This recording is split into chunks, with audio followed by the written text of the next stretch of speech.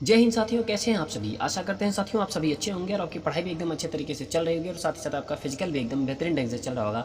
ऐसी हमारी पूरी उम्मीद है आप सभी से। साथियों आज का जो टॉपिक होने वाला है, झारखंड पुलिस कांस्टेबल में जो मैथ पूछी जाती है साथियों, वो भी 25 प्रश्न पूछे जाते हैं और एक प्रश्न 3 नंबर का बनता है, तो टोटल 75 नंबर की मैथ पूछी जाती है जेएसएससी पेपर नंबर 2 में साथियों। उसी का प्रैक्टिस सेट नंबर 4 है। इसके पहले आप लोगों के लिए 3 प्रैक्टिस सेट ऑलरेडी प्रोवाइड करवाई जा चुकी है, तो आप लोग जाके वीडियो देख सकते हैं और अपनी तैयारी का अंदाजा भी लगा सकते हैं। तो चलिए बिना देरी किए हुए स्टार्ट करते हैं वीडियो को। पहला प्रश्न है साथियों, रामू अकेले एक दीवार को 15 दिनों में बना सकता है, जबकि रावण अकेले इसे 10 दिनों में बना सकता है।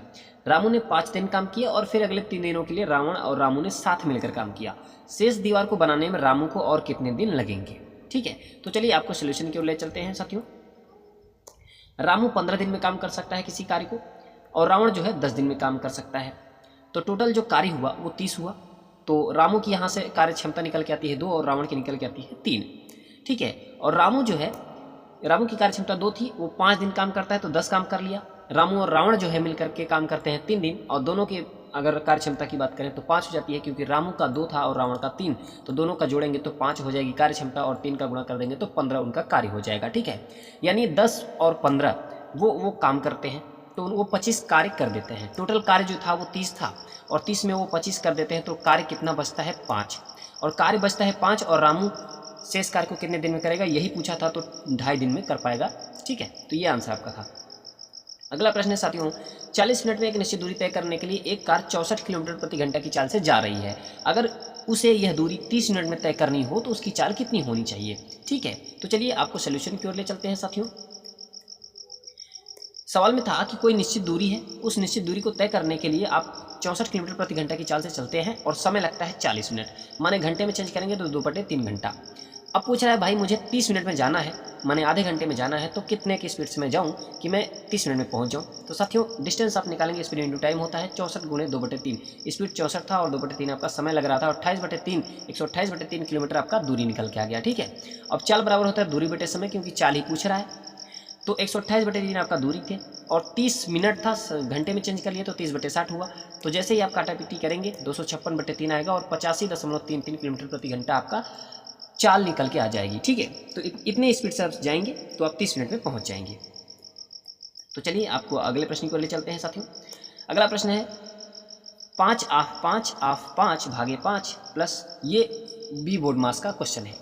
बी बोर्ड मास आप सभी को आना चाहिए साथियों, क्योंकि ये जो पता होगा इसी के हिसाब से आप क्वेश्चन को कर पाएंगे। पहले किसको तोड़ना है, फिर किसको तोड़ना है, फिर किसको हल करना है, तो ये सारी चीज़ें आपको बी बोर्ड मास से पता होगा।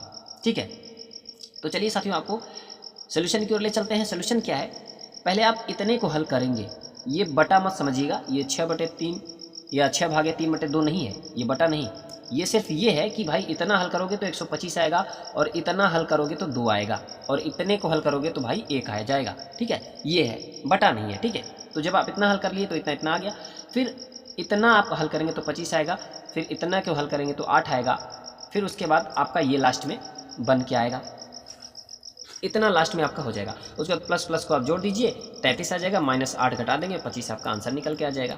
चलिए अगले प्रश्न की ओर बढ़ते हैं साथियों। वीडियो ज़्यादा लंबी न हो इसलिए हम ज़्यादा समय नहीं ले रहे हैं, बाकी आप लोग ध्यान से देखेंगे तो समझ में आएगा।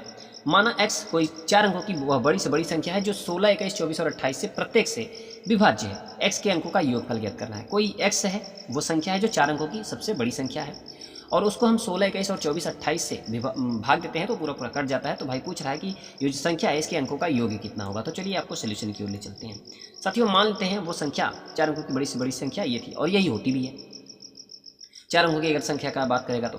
अब साथियों 16, 21, 24, 28 से विभाज्य होती है, तो इसको हम एलसीएम निकालेंगे। जब एलसीएम निकालेंगे तो इनका गुणा करेंगे तो 336 निकल के आएगा। 336 का भाग हम 99 में भाग देंगे तो साथियों कितना शेषफल आएगा, शेषफल आपका निकल के आएगा 255। अब 99 में आप 255 घटा दोगे तो 9744 निकल के आ जाएगी, वो 4 अंकों की सबसे बड़ी संख्या जिसे आप 16, 21, 24 और 28 से भाग देंगे तो कट जाएगा। अब इनका योगफल पूछ रहा है, तो योग निकालोगे कितना हो जाएगा, 24 आ जाएगा। अगला प्रश्न है साथियों, 35 सेंटीमीटर ऊंचाई और 10 सेंटीमीटर आधार त्रिज्या वाले एक बेलन से 10 सेंटीमीटर व्यास की कितनी गोलाकार गेंदें बनाई जा सकती हैं। यानी इसके आयतन, इसका जो आयतन होगा बेलन का, उसके आयतन में आप गोलाकार गेंद के आयतन से भाग देंगे तो कितनी गेंदें बनाई जा सकती हैं वो निकल के आ जाएगा। तो चलिए आपको सोल्यूशन की ओर ले चलते हैं साथियों। आप देखिए यहाँ पे जब आयतन निकालेंगे, बेलन का आयतन जो होता है पाई आर स्क्वायर एच, इसमें वैल्यू लिखेंगे एच बराबर 35 और आर बराबर 10 दिया हुआ है, रखेंगे तो आयतन निकल के आएगा 11,000। और गोलाकार गेंद की जो त्रिज्या है वो 5 सेंटीमीटर है, और आयतन यहाँ पे आप निकालेंगे तो 4/3 पाई आर क्यूब होता है। मान रखेंगे तो आपका मान आप रखेंगे तो ये हो जाएगा। उसके बाद आप आयतन, बेलन के आयतन में से गोले के आयतन को भाग दे देंगे, तो साथियों आपकी जो गेंद निकल के आ जाएगी वो 21 गेंदें बनाई जा सकती है। ठीक है, आप इस तरीके से भी कर सकते हैं।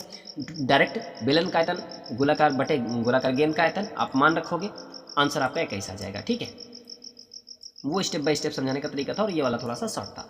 संख्या 5, 7, 8, 10, 12 और 13 और n को आरोही क्रम में व्यवस्थित किया जाता है। ये आरोही क्रम में व्यवस्थित है, क्वेश्चन में कह रहा है। इन संख्याओं का माध्य माध्यिका के बराबर है, जो माध्य है वो माध्यिका के बराबर है, ये क्वेश्चन में कह रहा है। तो n का मान क्या होगा ये पूछ रहा है। तो चलिए आपको सोल्यूशन की ओर ले चलते हैं साथियों। अब माध्य बराबर माध्यिका होता है, माध्य बराबर होता है पदों का योग बटे पदों की संख्या, ये हमने लिख लिया यहाँ पे। और माध्यिका होता है अगर n आपका माने पदों का जो संख्या होती है वो अगर विषम है तो n+1/2वां पद होता है, और सम है तो n/2वां पद होता है। तो आप जब इसको निकालेंगे तो 55 + n/7 हो जाएगा। ठीक है, 55 + n/7 हो जाएगा, और चौथा पद 10 है, चौथा पद 10 निकल के आ जाएगा। ठीक है, तो n बराबर यहाँ जो वैल्यू निकल के आएगी वो 15 आ जाएगी। चलिए अगले प्रश्न की ओर बढ़ते हैं साथियों। 120 मीटर और 150 मीटर लंबी 2 रेलगाड़ियां हैं जिनकी लंबाई दिया हुआ है और समान दिशा में जा रही हैं साथियों, और एक की स्पीड है 70 किलोमीटर प्रति घंटा और दूसरी की स्पीड है 52 किलोमीटर प्रति घंटा की चाल से ये जा रही है एक ही दिशा में। ठीक है, समान दिशा में। पहली रेलगाड़ी दूसरी रेलगाड़ी को कितने समय में पार करेगी, यही पूछ रहा है, वो भी सेकंड में पूछ रहा है। तो चलिए आपको सोल्यूशन की ओर ले चलते हैं साथियों। दिशा समान है, दिशा समान है तो चाल का जो है हो जाएगा, अंतर हो जाएगा। तो एक 70 था एक 52 था, तो 70 में से 52 घटाएंगे तो कितना आ जाएगा, 18 किलोमीटर प्रति घंटा आ जाएगा। साथियों आपको इसको मीटर पर सेकंड में चेंज करना होगा, तो 18 का आप 5/18 से जब गुणा करेंगे तो ये मीटर पर सेकंड में चेंज हो जाएगा। 5 से 18 से 18 काटेंगे 5 आ जाएगा। तो यहाँ पे देखिए 5 मीटर पर सेकंड जो है वो चाल आ गई। अब दूरी दिया हुआ था, दूरी कितना दूर था, एक का 120 था और दूसरे का 150 था, ये ट्रेन की लंबाई थी, ये दूरी हो गई। अब इस दूरी में आप क्या करेंगे, चाल आपकी 5 थी, भाग दे देंगे, तो इसको काटेंगे सॉरी जोड़ेंगे तो कितना आ जाएगा, 270 आ जाएगा।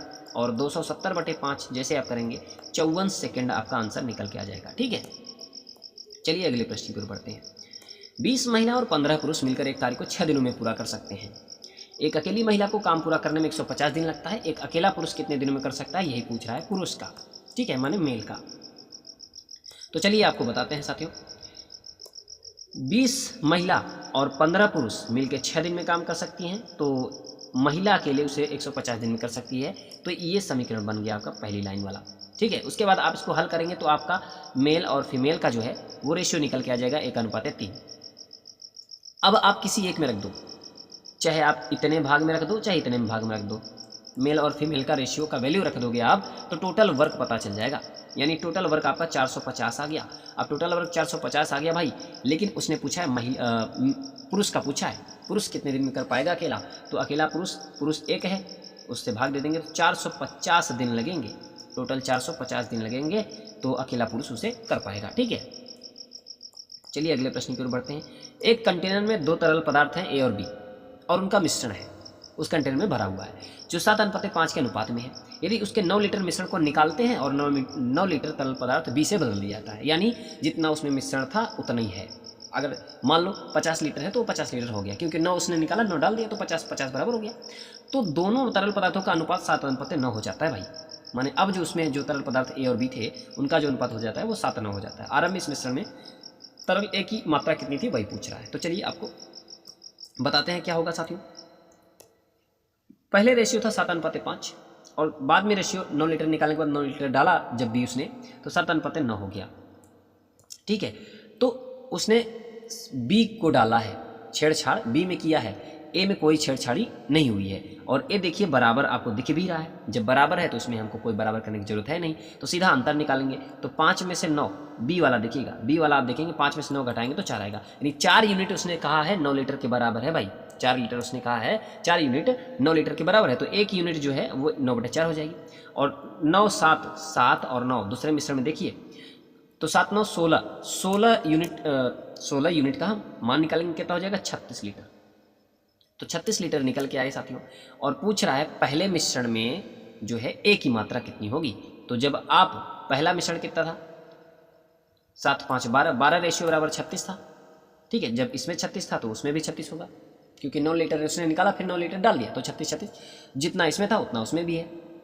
अब 12 रेशियो बराबर 36, तो 12 3 36, 1 रेशियो बराबर 3 आया। जब 1 रेशियो बराबर साथियों अगर आपका निकल के आया 3, 1 रेशियो बराबर निकल के 3 आया, तो आप 7 की वैल्यू निकालेंगे, कितना हो जाएगा? 21 हो जाएगा, और 21 आपका आंसर। ठीक है, वही इसे लाइन बाय लाइन ढंग से लिखा गया है। तो अगला प्रश्न है साथियों, दो संख्याओं का लघुत्तम समापवर्तक और महत्तम समापवर्तक का गुणनफल 216 है, दोनों संख्याओं का अंतर 6 है, तो वे संख्याओं कौन सी हैं? दोनों संख्याओं का अंतर, तो साथियों चलिए ये आपको दिखाते हैं। पहली संख्या अगर x है तो दूसरी संख्या x + 6 हो जाएगी, क्योंकि अगर इनका अंतर निकालेंगे तो साथियों 6 ही आएगा। अंतर अगर निकालेंगे दोनों संख्याओं का तो 6 ही आ जाएगा। ठीक है, और पहली संख्या, ये फार्मूला होता है, पहली संख्या गुणे दूसरी संख्या बराबर एलसीएम गुणे एचसीएफ होता है। आप जैसे ही पहली संख्या दूसरी संख्या लिखेंगे उसके बाद 216 के बराबर कर देंगे, क्योंकि एलसीएम और एचसीएफ का गुणनफल था। आप हल करेंगे तो x बराबर 12 निकल के आएगा, और x और दूसरी संख्या 18 निकल के आ जाएगी। ठीक है, चलिए अगले प्रश्न की ओर बढ़ते हैं। एक सॉफ्टवेयर कंपनी में केवल 3 विभाग हैं भाई, जिनमें क्रमशः 20, 30 और 40 कर्मचारी हैं, यानी टोटल 90 कर्मचारी हैं। याद रखिएगा, जो कर्मचारियों की संख्या है वो 90 है। यदि किसी वीकेंड के दौरान इनका कार्य करने का प्रतिशत क्रमशः 20%, 30% और 40% है, तो इस वीकेंड पूरी कंपनी का कार्य प्रतिशत कितना होगा? ठीक है, वीकेंड माने हफ्ते के अंत में पूरी कंपनी का कार्य प्रतिशत कितना होगा, यही पूछ रहा है। तो चलिए आपको बताते हैं साथियों सोल्यूशन के माध्यम से। कुल कर्मचारी हैं 90, ये आपको प्रश्न में दिया हुआ है। आप जोड़ेंगे 20, 30, 40 तो 90 ही आएगा। 3 विभाग हैं, फर्स्ट, सेकंड, थर्ड। अब कार्य प्रतिशत है 20%, 30%, 40%। जब आप इनका गुणा करेंगे साथियों तो 4, 9 और 16 ये रेशियो निकल के आ जाएगा इनका। ठीक है, 4, 9 और 16 इनका रेशियो निकल के आ जाएगा। तो टोटल 16, 9, 25, 25, 4, 29, 29 टोटल इनका क्या निकल कार्य निकल के आया। 29 कार्य अब ये लोग कर पा रहे हैं। ठीक है, 29 कार्य कर पा रहे हैं, कितने में? 90 कर्मचारियों में। तो अब 100% की वैल्यू निकालेंगे तो कितना आ जाएगा? 32.22। ठीक है, तो 32 आपका बिल्कुल सही जवाब होगा।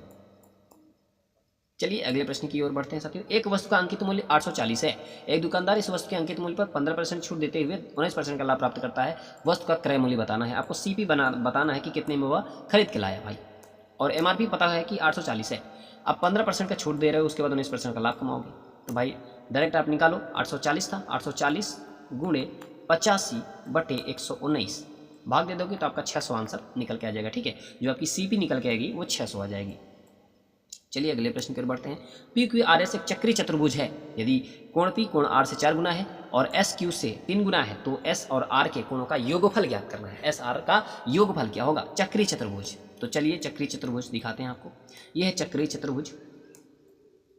ठीक है, और माना आर पर x डिग्री, आर पर x डिग्री और क्यू पर जो है y डिग्री बना है।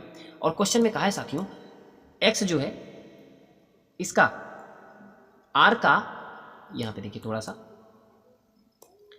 जो है r जो है r p जो है r का 4 गुना है और s जो है y का 3 गुना है, ऐसा प्रश्न में कहा गया है। तो ये चक्री चतुर्भुज के चारों एंगल पता चल गए।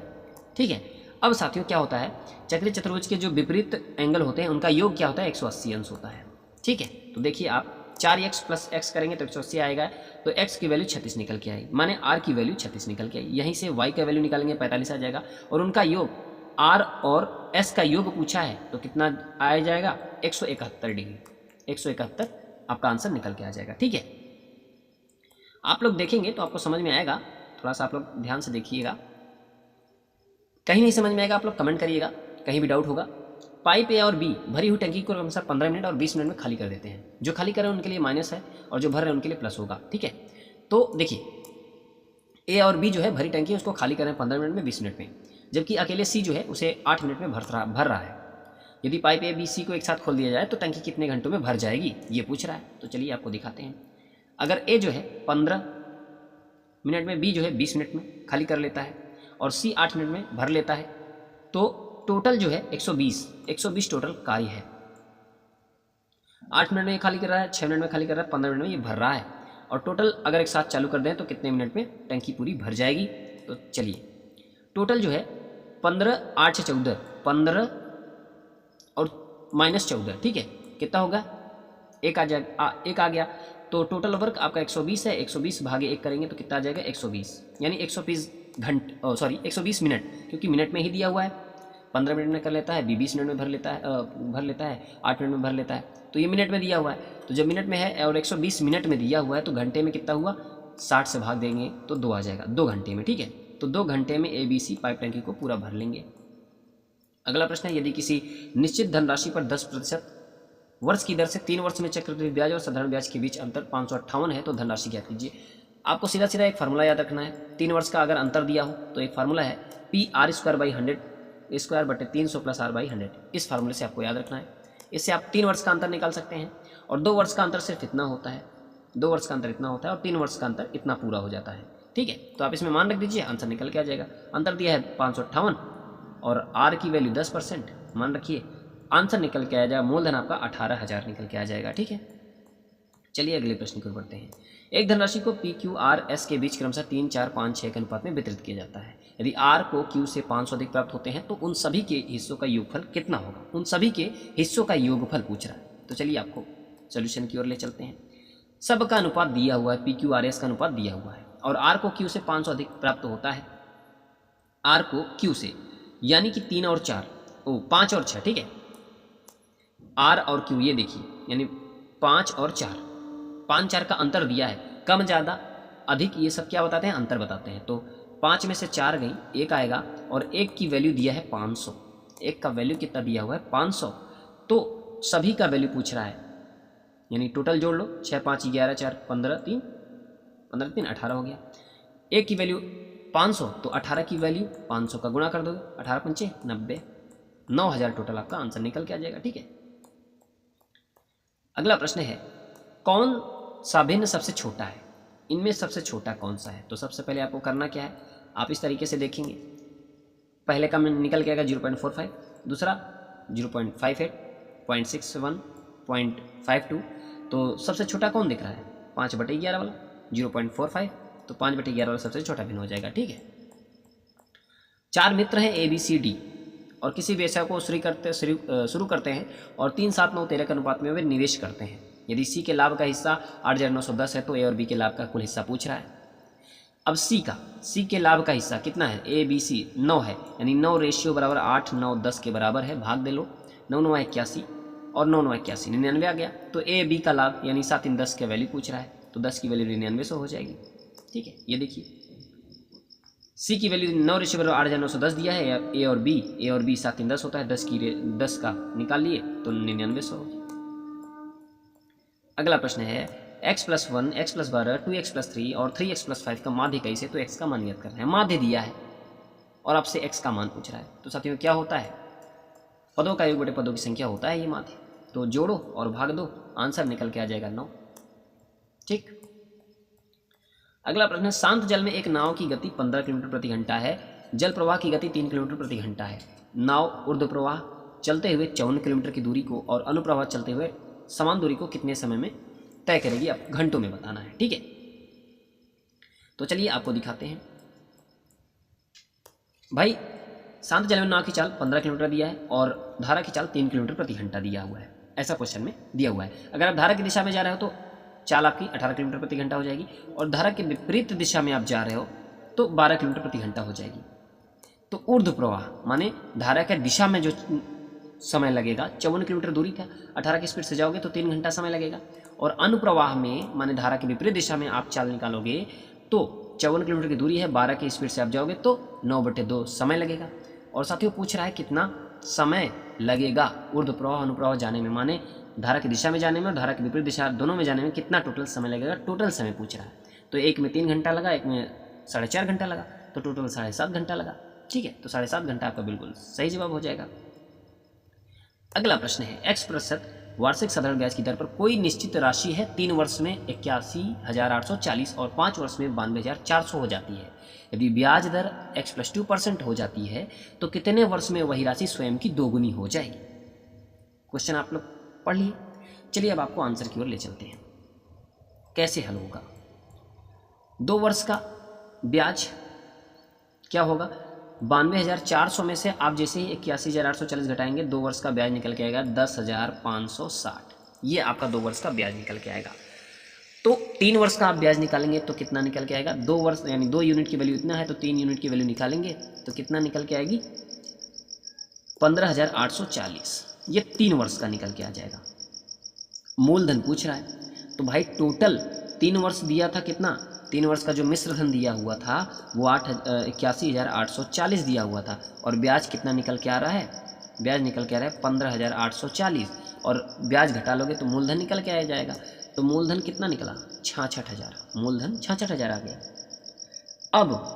अब यहाँ से आप साधारण ब्याज का फार्मूला पता ही होगा, PRT/100 होता है, उस पर आप मान रखेंगे तो x की वैल्यू जो निकल के आ जाएगी माने प्रतिशत हो 8% निकल के आ जाएगा।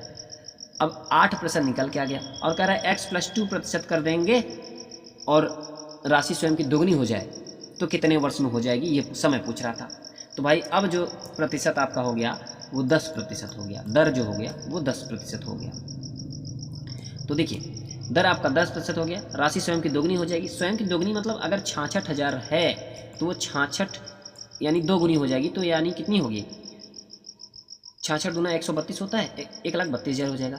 अरे साथियों आप लोग ये बताइए अगर दोगुनी हो रही है यानी 66,000 की राशि थी, 66,000 में 66,000 उसका ब्याज मिल रहा है और जब ब्याज इतना मिल रहा है 10% के हिसाब से तब आपको समय कितना लगेगा, तो यानी ब्याज आपको पता चल गया कि 66,000 होगा तो 66,000 आपका ब्याज हो गया, उसके बाद गुणे 100 होता है, आपको समय निकालना है। मूलधन आपको कितना दिया हुआ है 66,000 ही है आपका मूलधन और गुणे 10% है। जब हमें 66 दो जीरो से 66 2 जीरो काटेंगे और इधर 1 2 3 जीरो है, इधर 1 जीरो है, 1 जीरो काट दिया तो कितना जीरो बचा, तो आपका 10, 1 जीरो इधर बचा, 10 हो जाएगा।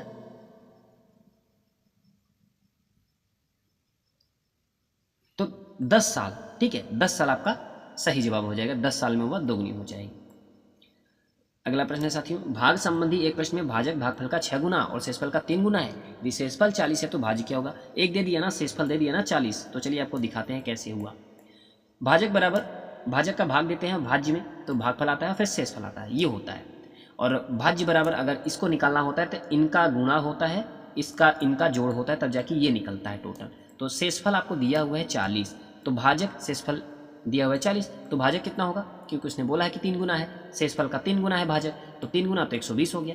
अब आपका भाजक 120 निकल के आ गया, फिर बोला है भाजक जो है भागफल का 6 गुना है भागफल का, तो भाजक का भागफल जो है वो भाजक का 6 गुना है। तो अब भाजक पता था 120, 6 गुना कर देंगे तो 20, भागफल आपका निकल के आएगा 20। तो भाज्य बराबर होता है भाजक गुणे भागफल प्लस शेषफल। आप मान रख दो 120 भाजक है, 20 + 40 आप रखेंगे, आंसर हो जाएगा 2440। चलिए अगला प्रश्न है और आज की वीडियो का लास्ट प्रश्न है साथियों, एक दुकान में 8% की छूट प्रदान की जाती है यदि छूट के बाद भुगतान की जाने वाली कुल राशि 5,000 से अधिक है। यदि छूट के बाद भुगतान की जाने वाली राशि 5,000 से अधिक है साथियों तो उस पर 20% की अतिरिक्त छूट दी जाएगी, याद रखना है।